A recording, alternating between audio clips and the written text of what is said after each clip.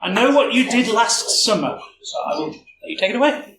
Cool. Good afternoon. I'm going to show my age here, and I'm not used to bending this far down since I used to climb under desks. Thankfully, no longer in IT support because I look a lot more stressed with today's news that I'm sure everyone has heard. Anyway, today's talk is I Know What You've Done Last Summer. It's more of a thought-provoking talk than a technical talk because we're going to talk a load of things about OSINT, and of course there are lots of tools out there to find the information I'm going to show you, and they change on the daily, they have false positives and so forth. So it's more about thinking what information is out there about us. So of course, I'm Sam MacDonald. I'm a pen tester at PTP. I've been there in the last 18 or so months. B-Sides Basingstoke was my first B-Sides of last year. So it's great to be here a year on, given a talk. So, first thing we're going to talk about is OSINT. So, OSINT is about open source intelligence. So basically, it's everything that's just openly available, where we're not paying subscriptions to get information that might be private. If you've not heard of OSINT before, it's anything we can use from what we put up on social media, what's in news articles, blogs, anything that's just open on the World Wide Web. So what we're going to talk about at this moment is what we can find out about myself. Once again, I'm not going to go through the tools, so we're going to kind of skip that and just kind of go through me as a person and what we can find about myself if you guys were to go online. Some stuff would have been removed, so if you go out there and find me, you won't find it.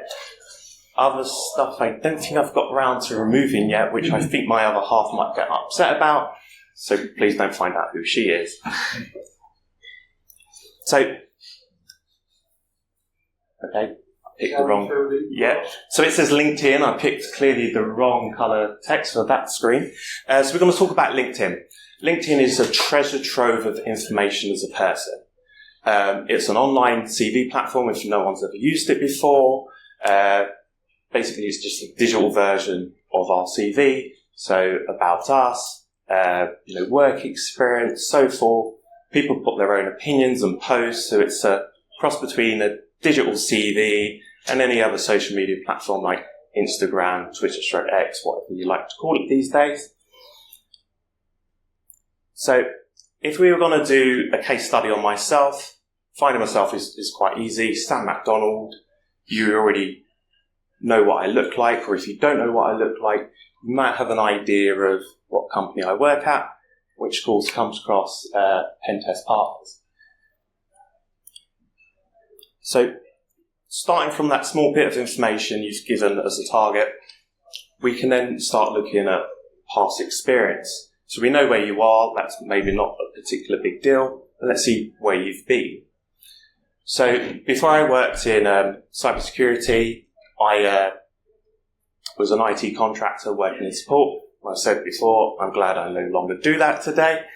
So of course, we've got some information about there. I've blacked out, but I'm sure if you looked online, I think I've still got it up there because I'm really bad at my own operational security.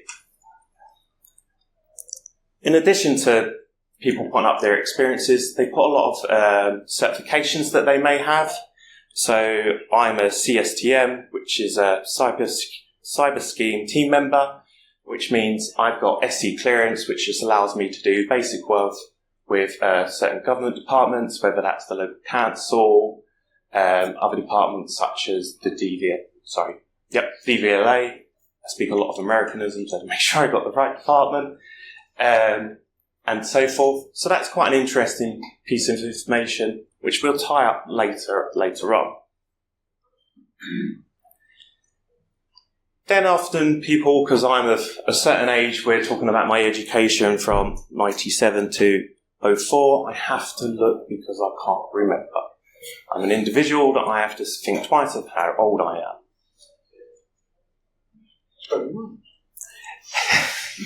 I like this guy. I'm 40 next year. And then, of course, some people put up their contact information. This can be everything. Some people willingly put up their email address, their mobile telephone number. Thankfully, I've just got up a blog and an email address. But just by looking at my LinkedIn profile, you can pretty much get a very good picture of whom I am and a lot of contact details. This is where we now laterally move to our next source, which is Company House. And as I said, from my LinkedIn, you could see that I was a contractor, which means I had a limited company. Now, people don't think much about Company's House. They don't understand what wealth of information they carry about themselves. I've seen a few nodding heads, so I guess there's a few contractors or small business owners and a few smiles. So Company House is a register of all limited companies within the UK. Some internationals will have to register as a limited company in the UK too. But on here, we find a few bits of information. So whether it's who's also a director, which we'll move on from, but more importantly is a home address. So when I started this company, when I first got into contracting, I didn't particularly think much of operation security. Why did I care? I'm living at home with my parents. I just need to register a limited company just so I can, pay those dreaded taxes.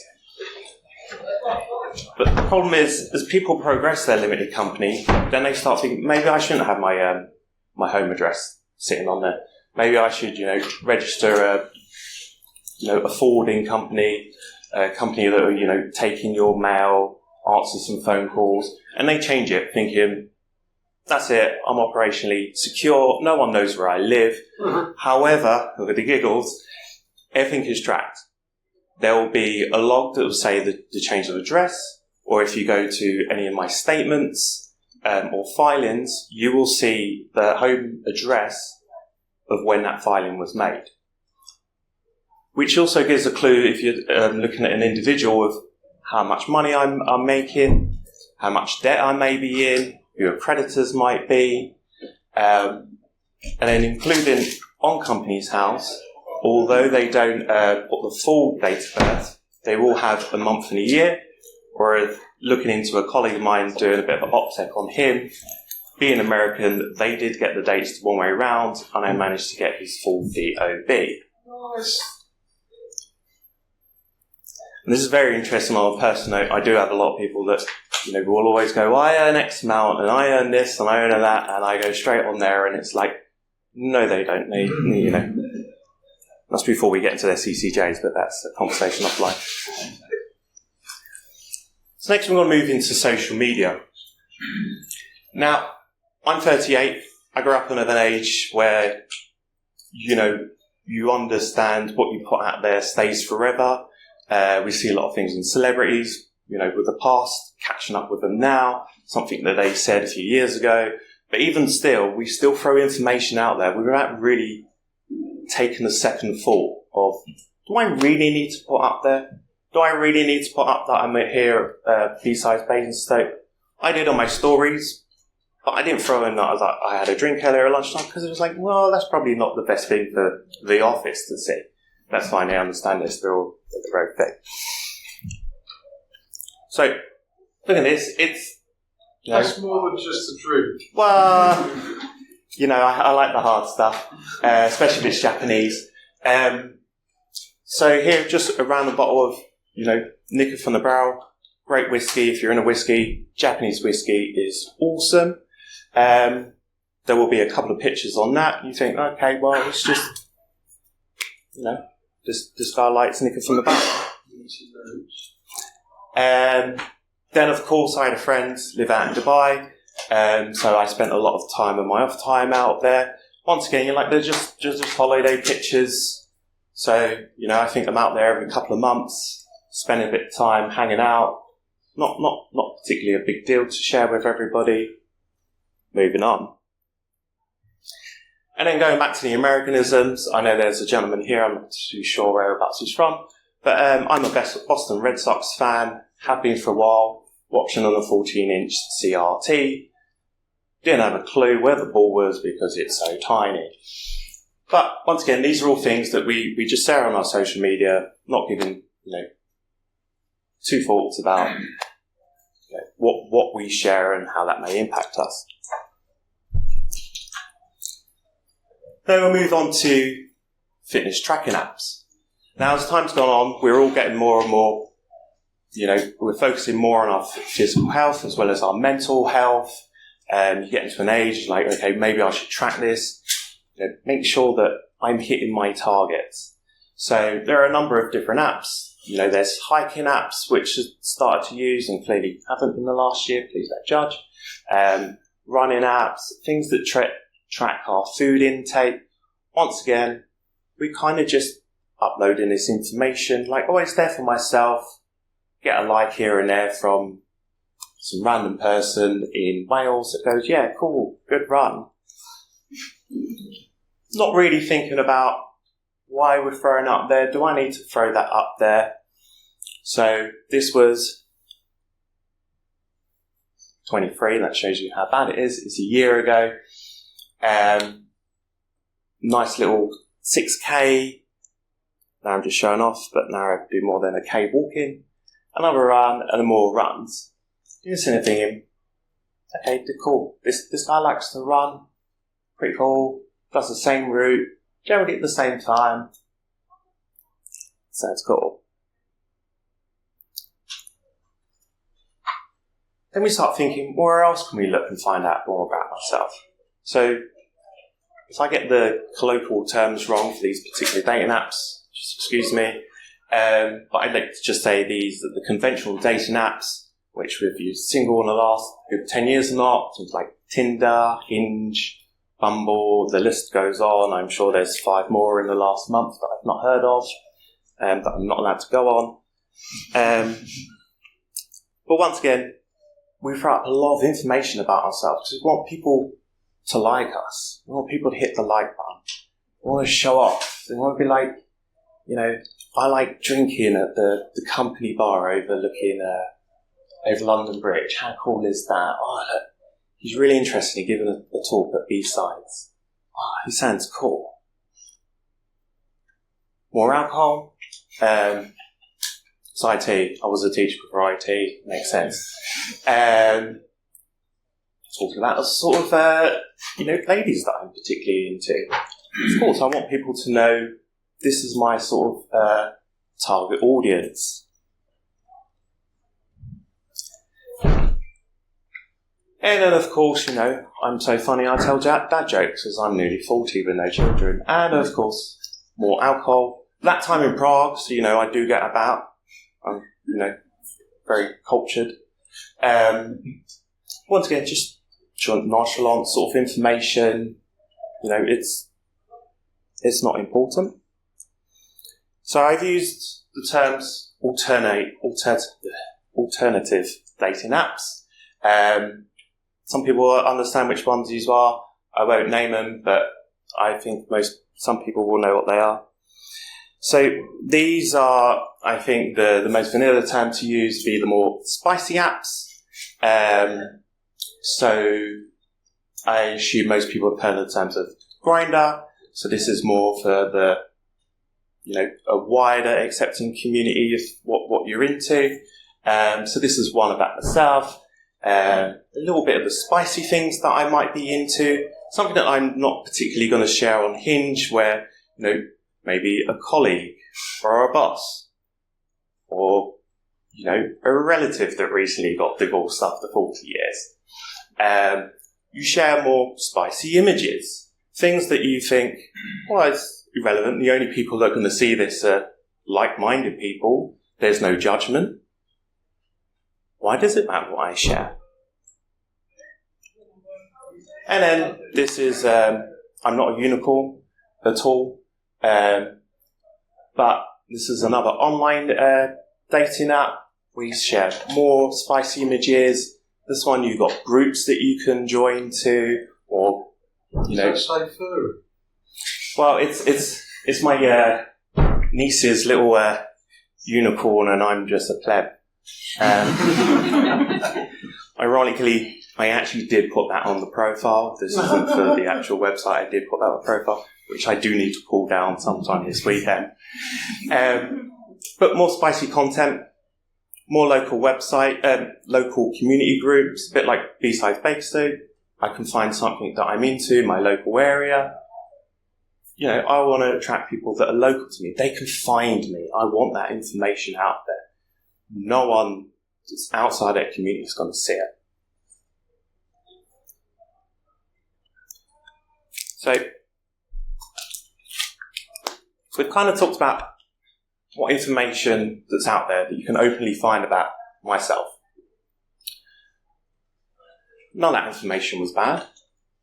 You know, only the people that I want to share that with is going to see it. You know, it's harmless. It's, you know, dating apps, my LinkedIn, a bit of social media, maybe a bit of spicy dating profiles. Once again, only the people I want to see that is going to see that. How can that be used against me?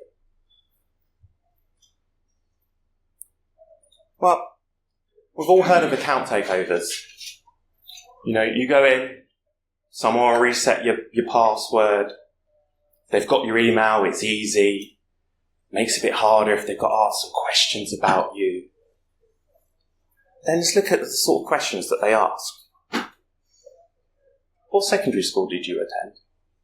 Alright, I'm not going to do a pop quiz. But it was there on my LinkedIn.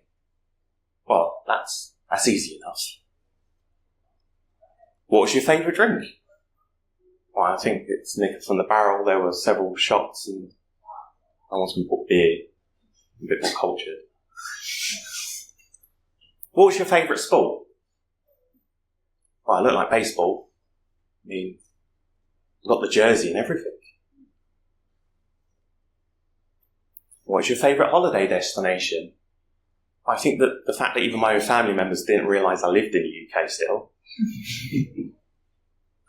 I think we could answer that. What was the make of your first car? Well, of course I didn't go into those pictures, but if you go on my Facebook, you can go back far enough because we're of a certain age, well, you will find such pictures. What was the name of your best friend? Once again, you going through, trawling through someone's social media post. If you're a certain age, you're going to get that information. What was the name of your favourite pet? And the last one, what was your mother's maiden name? Well, I still don't know why that's a security question these days. Anyway. Now, you might think, what's the chances of someone actually doing a cat takeover of myself? I'm a nobody. Ironically, a good few months ago, just before I wrote this talk, I was laying in bed at 2 o'clock in the morning and my phone woke me up. I looked and I was getting an alert from Apple. I was being hacked. Like, who wants to get into my iCloud account? I've not used that iCloud account in ages. Ironically, it turned out to be my parents. Because who knows you better than your parents? I can't remember my best friend was in school, but I go ask my mum and she goes, well, you know, it was Ben Sinclair. Used to go around his house all the time. It was my parents. And totally forgot that I installed WhatsApp for her before she had an email address. It was tied to the account. If she didn't get logged in and updated, she was going to lose all her messages, and that's where she done all her business on WhatsApp. But that's quite easy for them. They remember those things. But people outside, if they're truly targeting you, all these things can just be looked up on your social media. Identity theft. Now, I have to read a bit of stats here because I'm really bad with numbers. But basically, in a review, there was 2 projects conducted with 2,300 smartphone owners aged 18 plus in the UK, France and Germany in a week in January 2022. And these were the findings that they found. 44% of people had their bank account access the money taken. Well, you're just looking at all the information. They've got my home address. I already know my mother's maiden name. That's quite easy for anyone to find. DOB, mobile number, email address. it's, this information is what all these questions that the banks will use. 28% had their credit card and bank account stolen and used. Once again, all the information's we've happily put out there. 23% had their name used to open new credit card and bank accounts. My mum was a victim of this herself. Santander, it took over a year to get the account closed. The only reason she knew it had happened is because they'd sent a statement through to the house. And even though she could prove who she was, Santander was still like, well, I'm sorry, you need to prove who you are before we can close the account down. Like, but these are the details. Yeah, but that doesn't match the thing. But you sent me the statements. Well, I'm sorry, we'll get back to you. They're just as bad as the Yep, we'll get on that another time. 19% had a new utility account opened in their name. Only 5% had their mobile phone number stolen and cloned. And 4% had a new loan taken out in their name. So quite big numbers of a pool of only 2,300 individuals in the space of a week. Now, nation-state targeting, I doubt anyone particularly in this room, maybe one individual will rename nameless. So there was intelligence staff putting sensitive information on LinkedIn. So this goes back to when we talked about my LinkedIn profile, saying that I'm a CSTM, which means I get to work on SE clearance jobs. So if you're targeting the UK, well, the first thing you want to do is target those that can have sensitive information, whether it's particularly on their work laptop, because those are the jobs that they want to target. So someone like myself, don't worry, I'm good on the security front, but if they wanted to target someone that works on government projects, I would be a prime suspect. He's got SC clearance. We know he's going to be working with the government, maybe local councils, maybe the health services like the NHS. He is a prime target. And we just openly put that up on LinkedIn. A badge of honour. I'm sitting there thinking, well, maybe when it's time to move to another job, someone will give me the poke and go, hey, you're looking for a new job. I'm not sitting there thinking about my operational security. I very much doubt I'm going to get targeted by said nation state, but it's something you need to sit there and think about. Do I really need to put that up there? Is it just going to be assumed if I'm a pen tester that I'm likely got that clearance? Romance scams. Well, if it's too good to be true, it probably is. So, these stats are from the action fraud working on behalf of the police. So, when I wrote these slides, the police never had their own independent stats. This was a third-party body that was reaching out, I think, via the Freedom of Information Act to get some more information. And of course, as with anything in the UK, the dates of stats are always a few years in the past. Just cherry pick 22. But in 22, there was near on 8,000 reported romance scams. So a romance scam is when you get reached out on, it'll be a stretch if it's LinkedIn, but they're really going to target you on dating apps. They're going to see you on a dating app and go, okay, that person looks, wealthy, or I can see what their job title is, probably got access to cash, maybe they're a C-suite level, like a CFO or a CFO, and go, this is the person we want to target. What is this person interested in? I need to create a profile that matches their requirements. So I put short, petite, and blonde.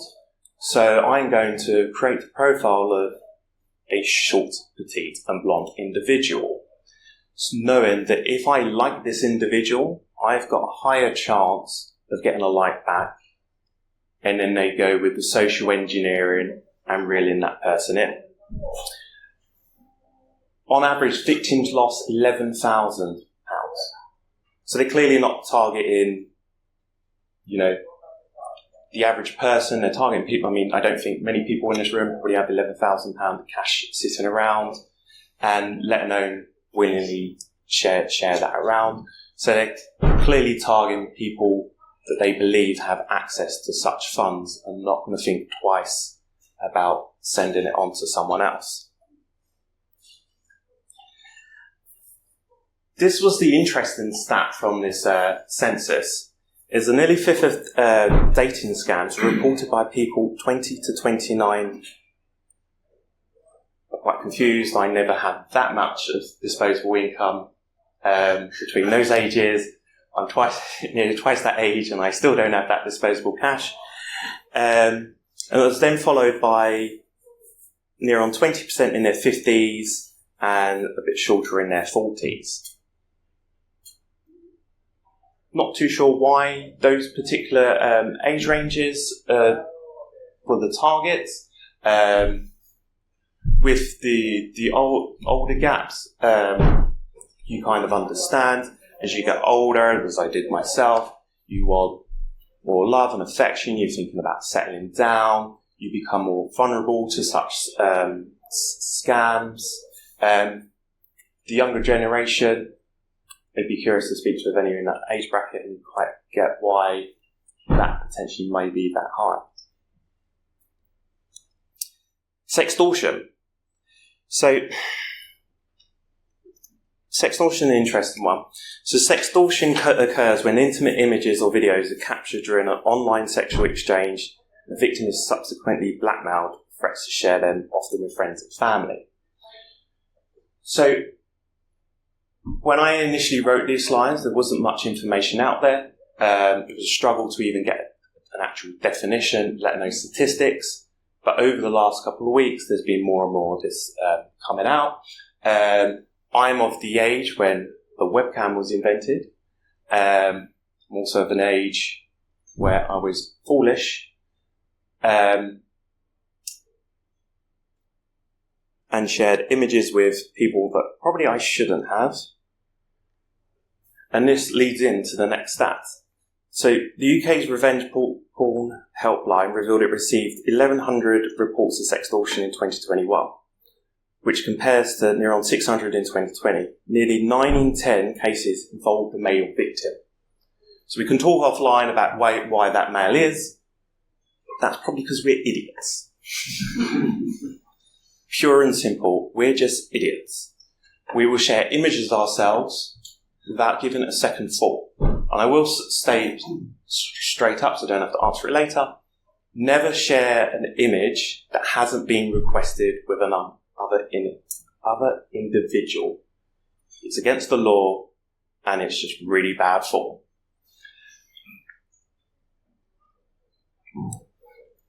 So basically, sextortion is basically me sharing these images with other people, whether willingly or unwillingly, and that person turn around and go, "Oh, I want some money, please.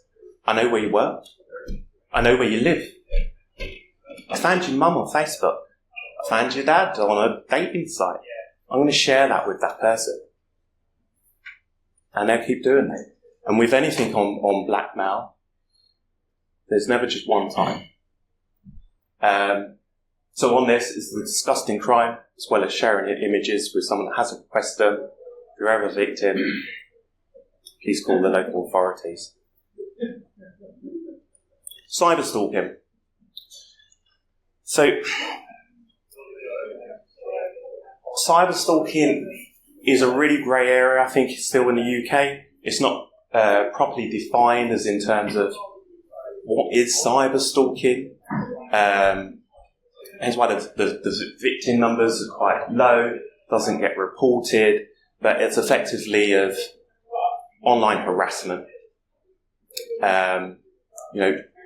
Checking out your social media posts, your LinkedIn profile, making comments, contacting your new workplace because you've had an issue with a past friend or, a partner, and it's basically just harassment moved to the online form, but isn't particularly recognised properly as a law, as a crime, and it's much harder to prove, especially with things like stock accounts and which basically just fake personas.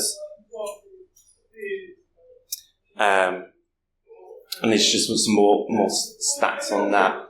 But if I have, a disagreement with a friend with all the information I put out, cyber stalking is a risk to myself, but personally for me it's low. But if you've had this big disagreement with either a friend or an ex-partner, these are the sort of issues that people are now occurring.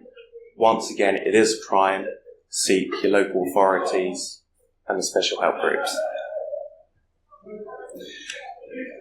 And the last one, in terms of all the information we've gained about myself, is physical attacks. Now, people that don't like me, they meet me out in the yard. They've already said that they don't like me, and that's fine. I very much doubt they're going to physically attack me because I'll have to see them in the office on Monday. But this goes mainly back to this first publication is my Strava, which is me showing physical activity of doing all my runs. So, politics aside, a Russian commander was possibly stalked for his Strava run and shot dead. This a couple of years ago. So basically what it was, he done same route, the same time, the same length. The same way that I do without a second thought. And that's how they targeted him. There is an interesting one on the Strava, I think it was Strava. There was a secret military base, US military base in another country, and someone checking out the Strava heat maps, which they show lots of activity, going around going, why is there so much activity in this square, almost rectangle shape in the middle of a desert? Well, it turned out it was a secret, military base. And that's how they found that base. Best one was pure game. Because the elite, and only the elite side hackers, and the military have strong. And you can see their running checks. I wrote on that one, and if you want to look it up, there was another one, and it was using the hiking app, I think it was Trails, which I also did use for a bit, and it was someone high up in the US government agencies who was also logging everything, all his hikes, but of course without going with their security detail. And then the last one, this is quite an interesting video. I don't know if anyone's heard of the Cyber Mentor, TCM, but he talks about a rap stroke R&B star called Pop Smoke. I personally never heard of him, and I'm into R&B. But he was killed in a Airbnb that he had rented out, and the Cyber Mentor goes through the video of all the OSINT that the attackers used to locate him, going through his Instagram posts. And then they were using GeoWint from the Instagram posts to work out, they knew what city he was in, and then they were looking at the pictures of the place that he'd hired out. Then it went to Realtor, which is a US version of our Rightmove, and then worked out where he was staying. And then, of course, just to confirm things, being a star, he got sent a load of freebies, and he took a picture, uploaded it on his Instagram with his address on the label. So, great video if you're interested in all the different sort of OSINT skills, and the details of how that led to his murder.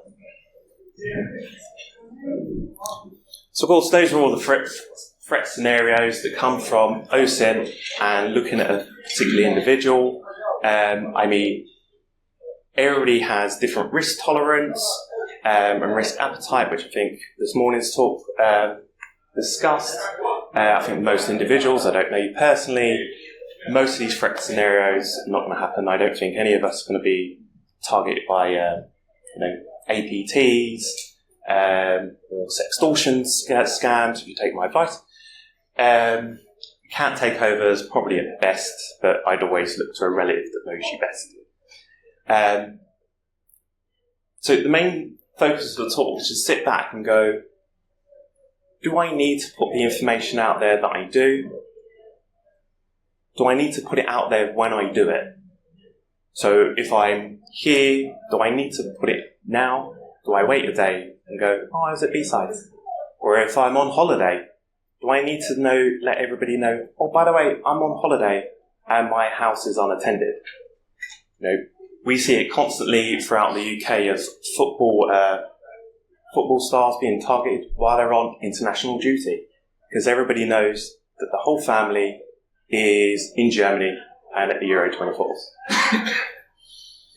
Then also we've got to sit there and think about what settings we can apply to our profiles. So Strava, after a lot of hoo-ha and the articles I discussed, they implemented a feature which would black out the first, I think it was 100 metres and the last 100 metres of your run, which particularly isn't that much, because you run in a straight line, you pretty much know what road you're on. You can set it now to 8 quarter.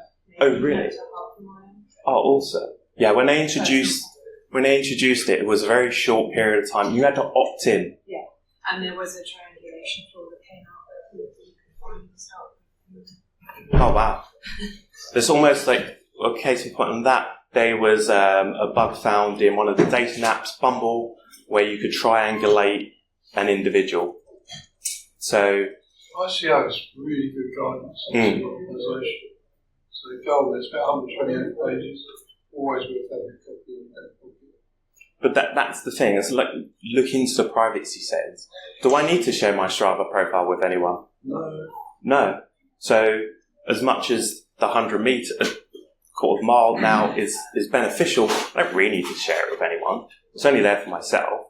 But of course, it boils down to that, social media of like, and of course, only having 5 friends with 1 like, so I don't really feel that motivated. Metadata in photos as well, a lot of human attitude.